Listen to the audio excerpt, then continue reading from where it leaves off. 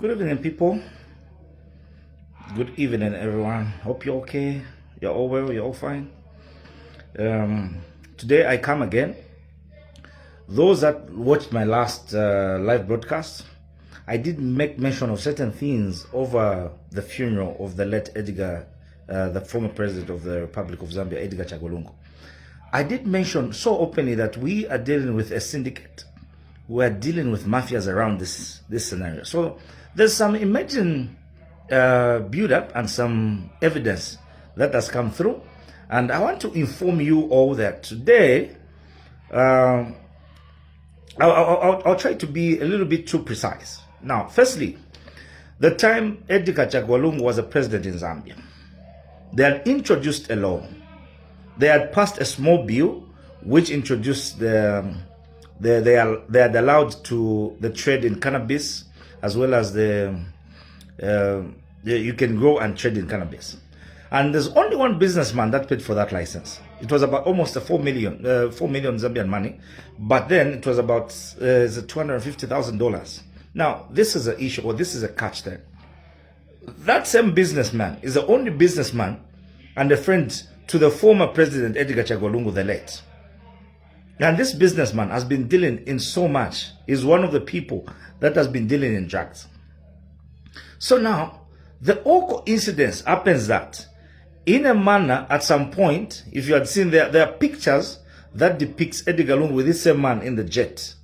But Edgar Lungu at some point had bought a jet, and probably one of the reasons there was that they could, because him had the immunity, being a diplomat with a diplomatic passport, and so meaning he would use a jet without being searched. That's a fact. He would use a jet without being searched, or rather would move from country to country without any interference or any form of searching for the president then. So maybe this now clearly tells us that there was a syndicate to why he bought that plane. One of the reasons could be that they were also trading in drugs. Apparently, now this all happens. This syndicate of these three guys, this same businessman, a friend to Edgar Lungu, and Eric Mandala, a Congolese by nationality, happened to be in this country around January. Then all of a sudden, Eric flew out of Zambia, went to Madrid in Spain, and just that moment when he flew out, all of a sudden, Mr. Edgar Lungu got sick and started saying he has to leave this country. And immediately, Mr. Edgar Lungu left this country on the 19th of January. He flew to South Africa. Then this colleague of his as well, all of a sudden also fell sick. The moment this man fell sick as well, he was like, oh, he also wants to go and attend medical, get medical attention in the SA. Now, this businessman flew, Mr. Edgar Lungu flew on the 19th. You should be mindful of the deaths. He flew out of this country on the 19th of January. On the 5th of February, his colleague, his business counterpart, who is a dealer here in Zambia, is one of the drug kingpins in Zambia, also flew out of this country on the 5th of February. Then on the 23rd of January, that Eric Mandala, who came to visit Edgar Lungu with his counterpart, who's a colleague here in Zambia, when they had sat and they had finished, they had done whatever they had finished, then this guy all of a sudden he gets arrested in the in Madrid, in Spain. Now, he was arrested with 200 kg of cocaine and $50 million. Now, this is where people don't get it.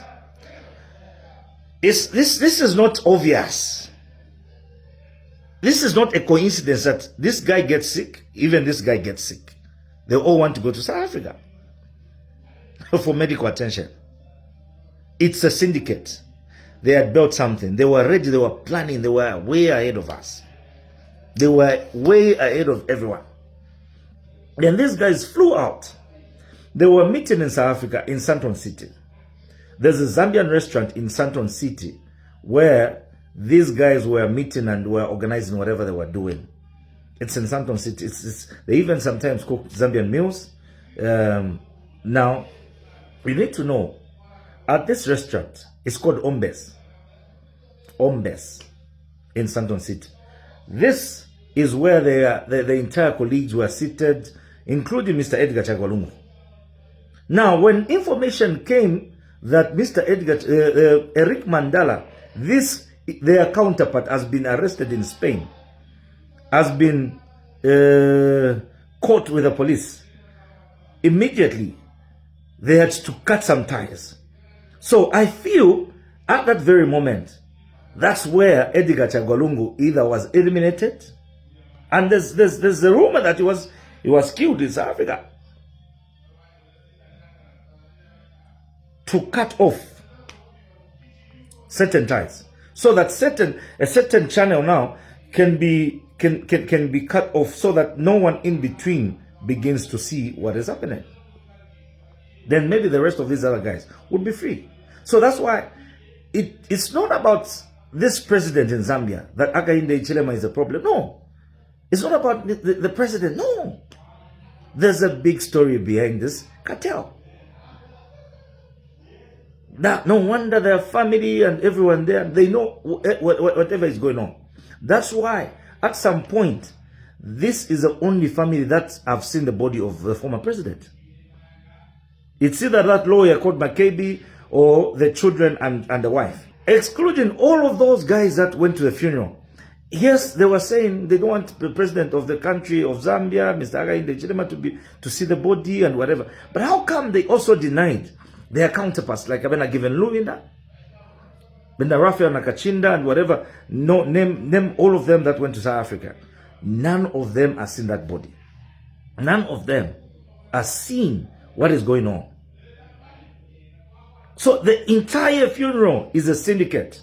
The man, the former president of Zambia, went to get money in South Africa to come and destabilize this country. They were ready. They were waiting for $50 million to come and pump in the campaign for next year, 2026. It's only that their counterpart was arrested. So now, the entire group of them, all of those people that were there, saw it that the moment that the people in Madrid who caught this guy here had all the evidence, the necessary materials around them. One of the numbers that was constantly being called was the number for Edgar Chagwa Lungu. It's in that phone. So now, what is next? They have to eliminate some people so that that chain of people to be arrested, because this matter is being followed even up to now. Eric Mandala is still in custody in Madrid. He hasn't been released. So now, for them to get off some people, like you get some people off the hook because they are all wanted. So now, immediately they did that, then they can be free. Now, this is a catch. Then they tell the family, you as a family never allow, do not accept to just bury in Zambia. Why? For certain reasons. Immediately you go in Zambia, people will know what happened to Mr. Edgar Chagwa Lungu. Immediately you want to go and bury in Zambia, people will know and believe what happened to that very end. How did this man die? So what they did is to prevent all that. For one simple reason, everyone will know what kind of dealings, what kind of business the man was doing. So let the government of the Republic of South Africa, the Republic of Zambia, let them investigate this matter thoroughly. They need to know what happened to the former head of state.